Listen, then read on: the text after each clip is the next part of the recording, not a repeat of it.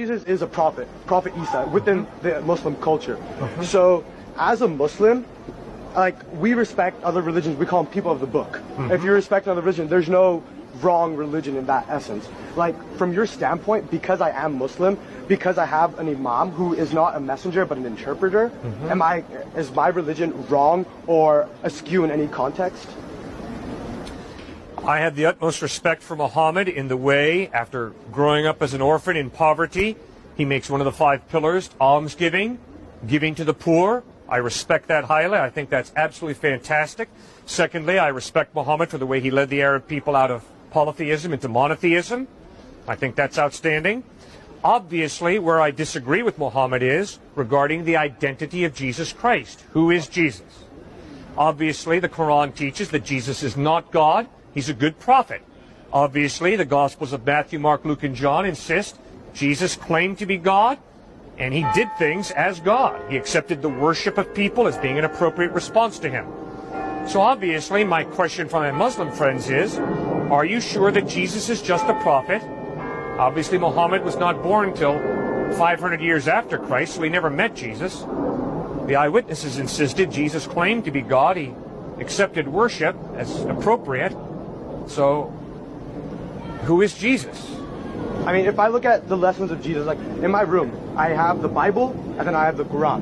And I've legitimately started reading both of them, and pretty much just putting in my own synthesis as to the comparisons between the two. And as you go through these lessons, you see they are very similar in more than one manner, in probably every single matter, except for the fact that Jesus is God, or Jesus is not God, and he is a prophet. I think that's probably the start, like the largest difference between the two.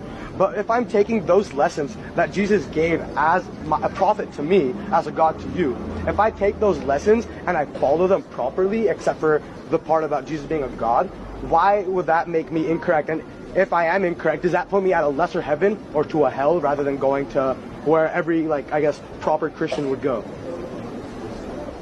Oh, well, proper Christians deserve to go to hell. The only reason a Christian goes to heaven is because they realize, I deserve hell, but Christ bled and died on a cross for my sin, and I've accepted his sacrifice for me. So proper Christians don't go to heaven because they're proper people. All right? It's all grace. And you see, that is a basic contradiction between Islam and Christianity. You know, in Islam, you have to follow the 5 pillars, and you better do it well. And if you do it well, you go to heaven. And if you don't do it well, you go to hell. Jesus Christ says, no, you don't go to heaven by following the 10 Commandments or by following the Sermon on the Mount. You go to heaven because you realize, I am in desperate need of God's forgiveness, his mercy, his grace. And I throw myself upon Christ for that forgiveness, for that grace. You see, so you can't have it both ways. Either heaven is something that we earn and we deserve because we've kept the rules, or heaven is a gift that God gives us by grace. Continuously approach and try to better ourselves, and we do need God for that forgiveness. And to me, it seems like what you preach is the same thing that I've been preached to my whole life. Okay, except that the question is, how does God forgive? Remember, God is unchanging, right? Correct. So you and I both agree, God is unchanging. Well then, if God is unchanging, how does he forgive me for my evil, for my wrongdoing? That's where the cross of Christ is so crucial. Because Christ claims that the evil that I have done has to be punished. Because God is just. And forgiveness cannot contradict justice. God's not schizophrenic. At the cross, Christ lays down his life to absorb the just penalty for our wrongdoing, thereby offering us the option of forgiveness if we choose it.